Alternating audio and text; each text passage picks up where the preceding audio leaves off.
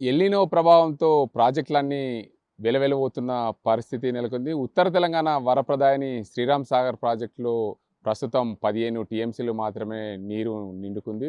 పూర్తిగా అబ్బో ఇక్కడ కేజీ చీరలు కొంటే అర కేజీ చీరలు ఫ్రీ అంట. మంగళ్య షాపింగ్ మాల్, కేజీల్లో సేల్, టన్నుల్లో ఆనందం. గత ఏడాది చూస్తే ఈ పాటికి 20 టీఎంసీల నీరు ఉండే. అయితే శ్రీరామ్ సాగర్ ప్రాజెక్టు పైన ఉన్న గోదావరి నది పరియాక ప్రాంతం నాసిక్ నుండి నీరు వస్తూ ఉంటే పూర్తిగా చూడవచ్చు. ప్రధానంగా మహారాష్ట్రలో భారీగా వర్షాలు కురిస్తే ఉత్తర తెలంగాణ వరప్రదాయని శ్రీరామ్ సాగర్ ప్రాజెక్టులు నీరు వస్తుంది. మహారాష్ట్రలో 3 ప్రాజెక్టులు, బాబ్లీ ప్రాజెక్టు, దానిపైన గైకాడ్, విష్ణుపురి 3 ప్రాజెక్టులు నిండితే కానీ ఉత్తర తెలంగాణ వరప్రదాయని శ్రీరామ్ సాగర్ ప్రాజెక్టులు నీళ్లు వచ్చే అవకాశాలు ఉన్నాయి. గోదావరి పరియాక ప్రాంతమైన కందకుర్తి త్రివేణి సంగమం వద్ద నీరు మహారాష్ట్ర నుండి అక్కడికి వచ్చి చేరుకుంటుంది. అక్కడ నుండి శ్రీరామ్ సాగర్ ప్రాజెక్టుకు వచ్చే అవకాశం లేవు.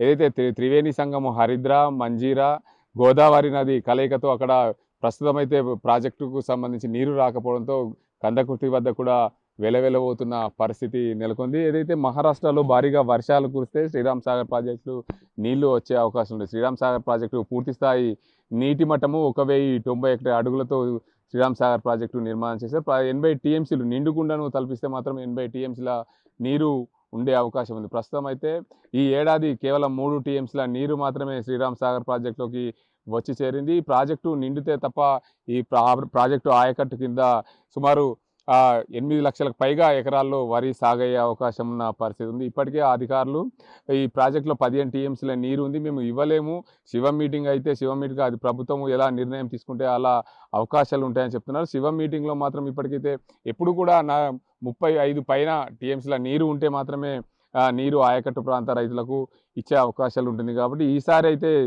ప్రాజెక్టులో నీళ్లు లేవు, నీళ్లు లేకపోవడంతో ఇచ్చే అవకాశాలు లేవని చెప్పి అధికారులు కరాఖండిగా చెప్తున్న పరిస్థితి. ఈ శ్రీరామ్ సాగర్ ప్రాజెక్టు పైన ఏదైతే మహారాష్ట్రలో భారీగా వర్షాలు కురిస్తే నాసిక్, అదేవిధంగా నాందేడ్ తదితర ప్రాంతాల్లో భారీగా వర్షాలు కురిస్తే అక్కడ ఉన్న ప్రాజెక్టులు నిండి కుండలను తలపించి అక్కడ నుండి నీరు ప్రాజెక్టులకు వచ్చే అవకాశం లేదు. ఇప్పటికైతే మహారాష్ట్రలో ఉన్న ప్రాజెక్టులు, గైకాడ్ ప్రాజెక్టులో మాత్రం కేవలం 70 టీఎంసీలతో నిర్మాణం చేపట్టినప్పటికీ అక్కడ సగం నీరు మాత్రమే ఉంది. అక్కడ కూడా ప్రాజెక్టులు నిండి ఇక్కడికి వస్తే తప్ప గోదావరి పరియాక ప్రాంతం అంతా నీటిమయం అవకాశాలు ఉన్నాయి. కాబట్టి శ్రీరామ్ సాగర్ ప్రాజెక్ట్ అయితే ప్రస్తుతం వెలవెలబోతుంది. శ్రీరామ్ సాగర్ ప్రాజెక్టుకు ఆయకట్టు ప్రాంత రైతులు అయితే నిజామాబాద్ జిల్లాలో ఉన్న కొన్ని లిఫ్ట్లు ఏదైతే లక్ష్మీ లిఫ్ట్ కానీ, దాంతోపాటు చౌట్పల్లి హనుమంత్ రెడ్డి ఇలాంటి లిఫ్ట్ల ద్వారా నీళ్లు ఉంటే ఈ లిఫ్ట్ల ద్వారా నిజామాబాద్ జిల్లాకు సాగునీరుకి ఇచ్చే అవకాశాలు ఉంటాయి. కాబట్టి ఖచ్చితంగా రైతాంగం కోరేది ఒకటే, మాకు సాగునీరు ఇవ్వండి అని చెప్పి.